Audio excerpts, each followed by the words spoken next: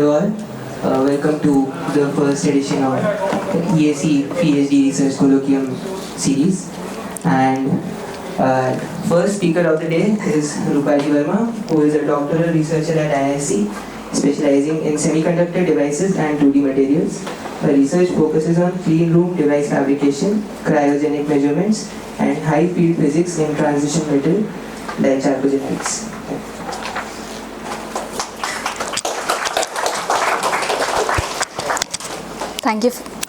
Thank you for the introduction. Welcome to all of you. Today I'll be giving my presentation on the topic impact ionization and the paradox of defects in molybdenum disulfide. So MoS₂ is a two-dimensional material which is a semiconductor, and since many of you work on semiconductor technology but on different aspects and on different electronic systems, I'll give a brief introduction about the material, about its physical and electronic nature. So talking about the logic devices, we have grown from geometrical or Dennard scaling to what I call the sustenance era, where we use different kind of engineering techniques to improve the power, performance, area, figure of merits, just as training, etc.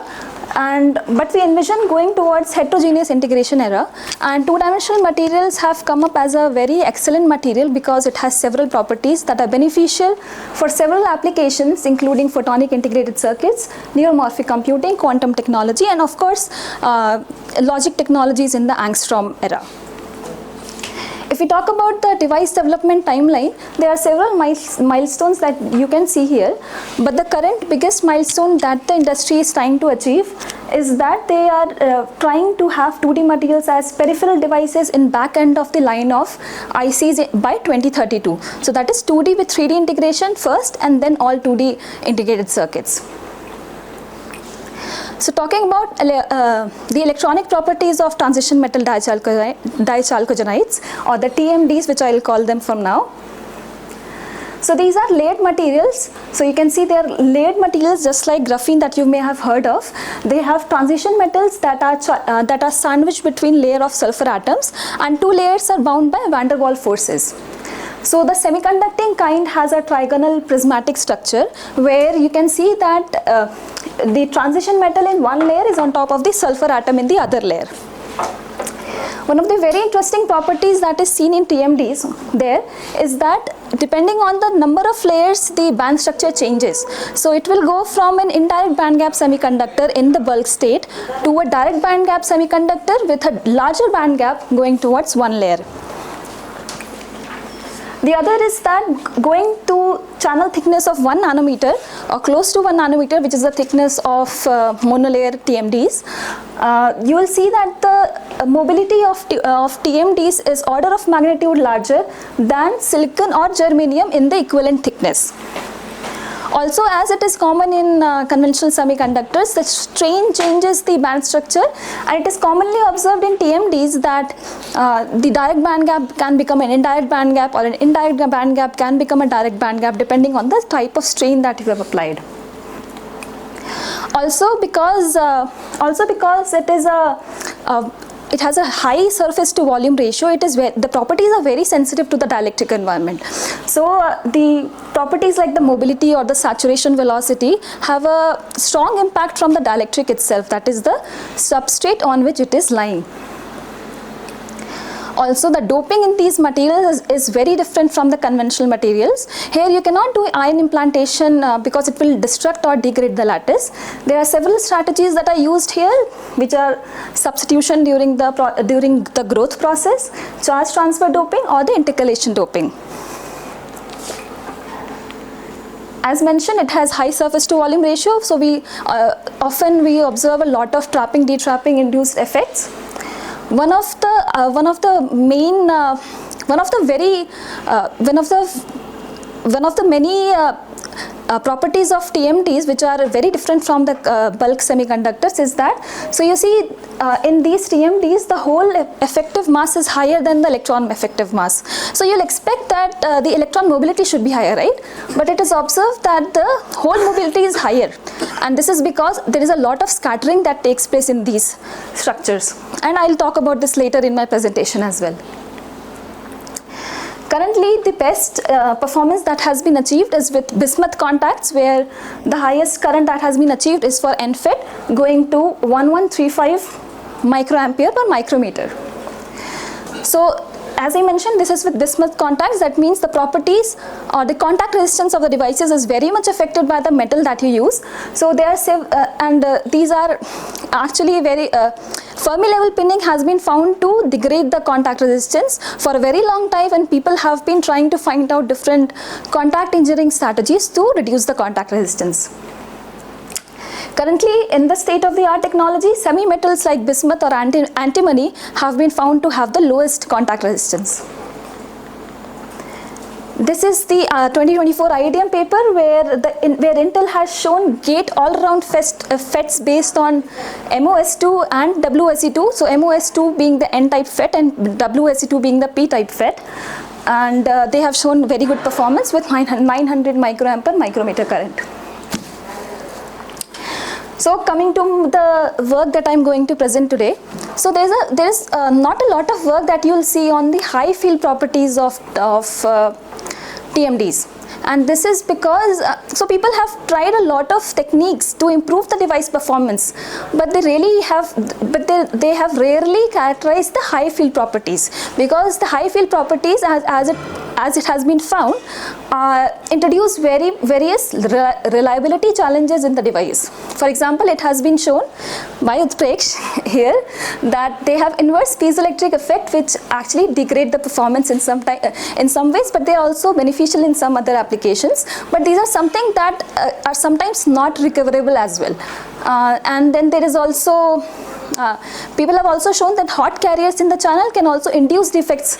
So that is why not many people have worked on this topic.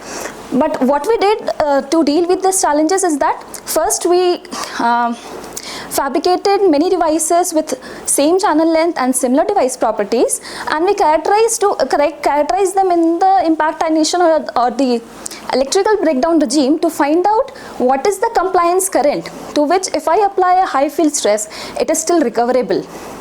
So that is what we call the soft breakdown protocol. Then we characterize the impact ionization in MoS₂. We found out different properties which were function of defects in the channel. Then we identified the mechanism of impact ionization, which it turns out is a defect-assisted process. And finally, we have unified the electrical breakdown mechanism across all TMDs. So starting with the material characterization. So in TMDs, we don't just do electrical characterization, we have to do all kinds of material characterization as well to have a full knowledge of what is happening in the device. So this is a photoluminescence characteristic of a typical MoS₂, where you can see two peaks. These two peaks are at the K point in the Brillouin zone. So these structures have a hexagonal Brillouin zone. And this is at the K point, which is at the edge of the Brillouin zone. And this is the typical Raman. This is the Raman spectrum, which shows the typical Raman active phonon modes of the TMDs. This is an optical image of one of the device fabricated, which were on MoS₂ triangles, and the excess region here was edged out using oxygen plasma, leaving only the defined channel region. And we used nickel gold contacts to fabricate a backgated FET. The IDVG shows a dominant N-type nature, and the IDVD here shows that it is definitely a Schottky contact, but at room temperature, since the characteristic is linear, so that's a low barrier Schottky contact. So going towards impact ionization. So this is the impact ionization characteristics of MoS₂ FETs. We see that it has a high dependence on the gate voltage. So for a positive gate voltage, we see a lower breakdown voltage. this shows the, so we also did empirical model fitting. So we have used different techniques and different control measurements to be fully sure that what we are telling is in fact correct. So this is the empirical model fit for impact ionization, which is the Miller's model.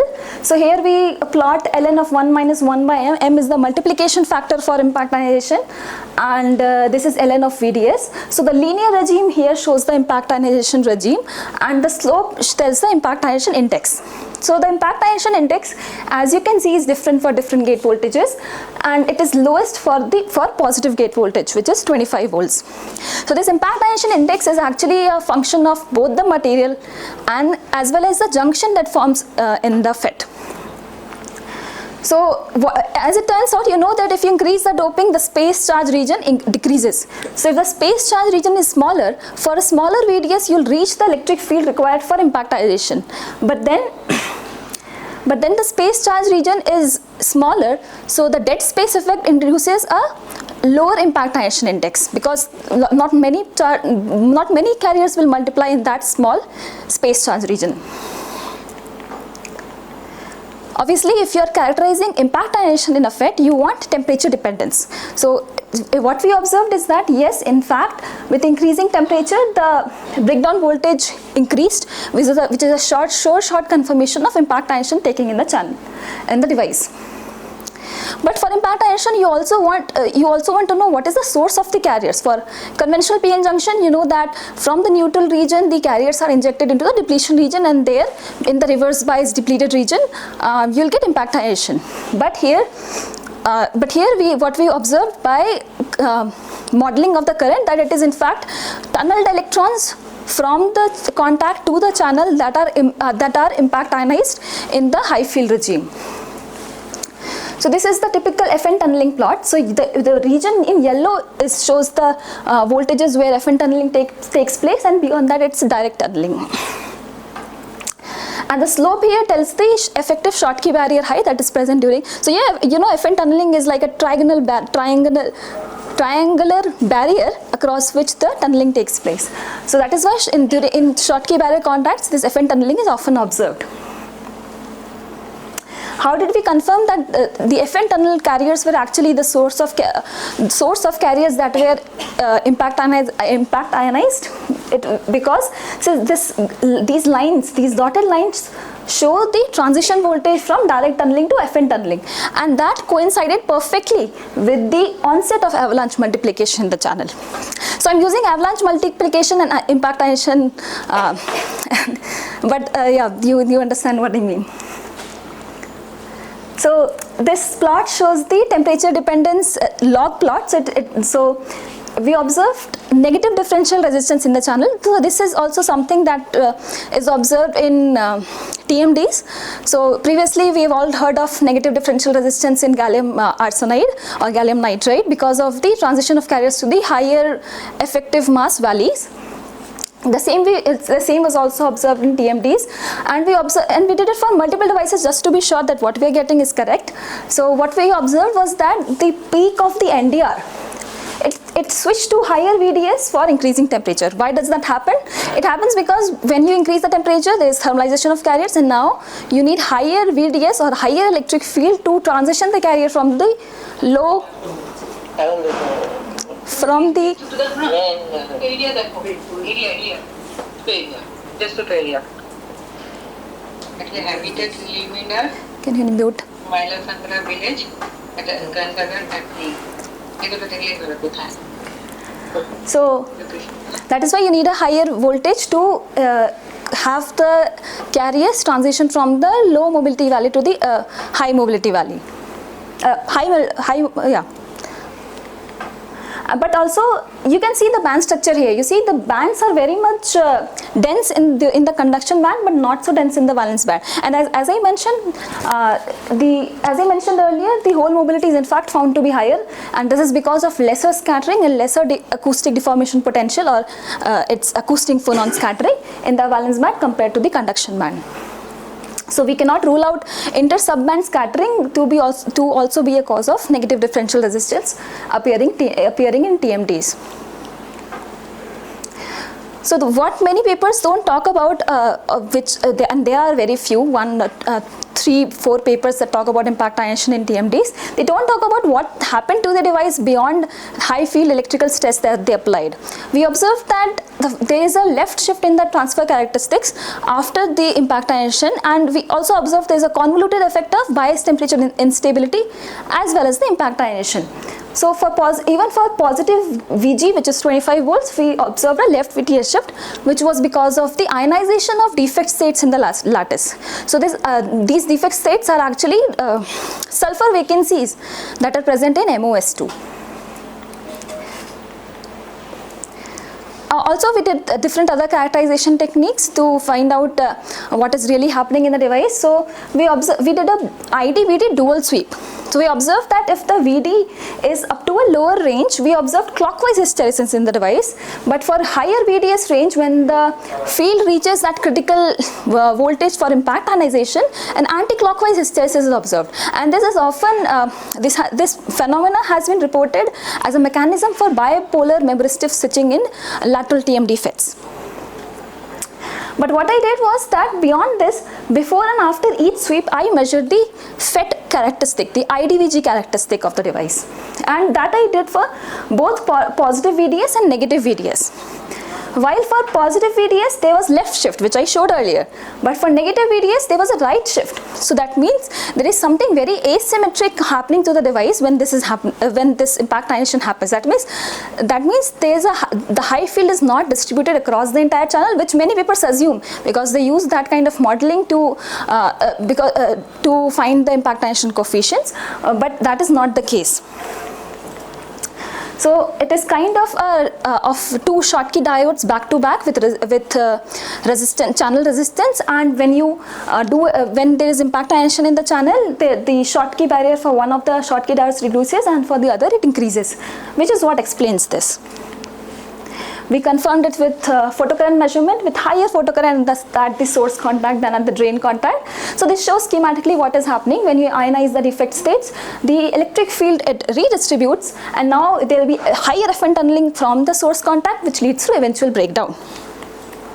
We also did slew rate dependence, because when you talk about defects, you always have to talk about the slew rate. If you increase the sweep rate or decrease the sweep rate, how does it impact the breakdown? So for slower slew rate, you can, as can be understood, the NDR is more significant, the saturation current is lower, the breakdown voltage is lower. Similar VTS shifts are observed, and in the FN tunneling plot. So in the FN tunneling plot, you can see that when the sweep rate is 1 volt per second, that you are slowly increasing the bias. In that case, the Schottky barrier, so the slope is lower, that means Schottky barrier is lower. So the Schottky barrier is lower when you're slowly increasing the bias. It was also found to have a strong VDS dependence. And we also characterize it with respect to temperature, and it showed negative, that is a negative activation energy, that is non-Arrhenius activation energy, which is a direct proof of hot carrier effects happening in the channel. And so during all of these measurements, we always had a CCD camera mounted on the microscope to capture either the spatial electroluminescence or the spectral electroluminescence. In the spectral luminescence, we observed, even though the peak was shifted, so the shift can be because of various aspects happening in the high field regime, but it shows that it is in fact the K point. I showed you the K point A and B peaks in the photoluminescence. That is in fact what is being emitted when this impact ionization is taking place. That means the impact ionization is conduction band to valence band to conduction band impact ionization. This showed what I have shown earlier. So this is the band gap. You want carriers to reach here for impact ionization to take place, but you see there are so many bands. The Fermi golden rule does not support impact ionization to take place in such a case, and it has been confirmed using Monte Carlo simulations. And therefore what is suggested is that impact ionization in fact is in MoS₂ takes place as a defect assisted process, and because the defect level is closer to the conduction band, so therefore there is an effective ionization of the defect states, because lower energy is required for this transition than this transition, and that leads to instability. How to solve this? Obviously reduce the defects, and this will be solved. Unless you want controllable impact ionization. We did breakdown measurements in ambipolar FETs as well. So ambipolar FETs are where both electron current and hole current can flow in the channel. So we observed that if you bias the device in electron dominant regime, we observed. So when you bias the device in electron dominant regime, so the electron are traversing the entire channel, but at a particular VDS, the hole Schottky barrier at the drain contact becomes low, and therefore hole starts injecting. In that case, we observed electroluminescence at the drain edge. But what happens if we bias the device in the hole dominant regime? In that case, holes are entering the drain contact and going towards the source. And at one particular bias, the electrons start injecting when the electron barrier is lower, and therefore you get electroluminescence at the source contact. So in ambipolar FETs, impact ionization does not take place, because before you can attain that field required for impact ionization, the ambipolar injection starts to happen, and that leads to electrical breakdown. So the findings in MoS₂ as well as WS2, there is second order impact ionization which is assisted by defects. There are several reliability challenges that are associated with this kind of impact ionization that takes place in MoS₂. Then we have presented the unified electrical breakdown mechanism, which is different in ambipolar and in unipolar FETs, and this will actually depend on various factors as well. For example, the metal that you choose, whether its work function is higher or lower. And I can think of many future works, because it is a really unexplored field. We can talk about finding the hole and electron impact ionization coefficient, because all of these are really necessary for any kind of modeling that has to be done to develop a semiconductor technology based on TMDs. And how does the high spin orbital coupling affect the impact ionization, or how does the anisotropic affect the impact ionization? And some people have shown that hot carriers with enough energy also create defects in the lattice. So is it a lucky electron model that causes those defects, or many carriers with smaller energy can also lead to generation of defects in the lattice? And because you have seen that defects actually control the impact ionization process in the channel, so can you tune the impact ionization index or the impact ionization coefficients using the defect density, or the defect density also or the spatial location of the defects? So that is also something that can be explored. Thank you. If you have any questions, I'm open, and if you feel like asking me any more questions based on my paper, you can also contact me on my email ID. Thank you. Nice presentation. I would like to ask you, in your topic you mentioned paradox of defect. What is paradox? Yeah. So thank you for the question. So the paradox is that that is mentioned in my paper. The paradox is that while defects are considered to be degrading something that degrades the device properties, here it shows that it is in fact a process that can enable impact ionization in MoS₂. And in fact, we don't talk about defects in terms of something that degrades the properties of TMDs. There are several papers that talk of defect engineering in TMDs, because defect engineering has been shown to have made possible several new attributes and properties or applications based on TMDs. One of them being single photon emission in TMDs. So you engineer those defects. So defects being a positive aspect there. Is it a bit in paradox of nature? Is there? Paradox of nature? Paradox, material based paradox, I would say, and yeah, intrinsic to the material. Thank you. Anybody has any question? Was I speaking too fast? What is TMD? I came later. It's okay. It's Transition Metal Dichalcogenides. It's one of, we have talked about molybdenum disulfide here, but then there are three common TMDs as well, which are tungsten disulfide, molybdenum disulfide, diselenide, and tungsten diselenide. These are the four common TMDs that we talk about while talking about semiconducting TMDs, semiconducting 2D materials.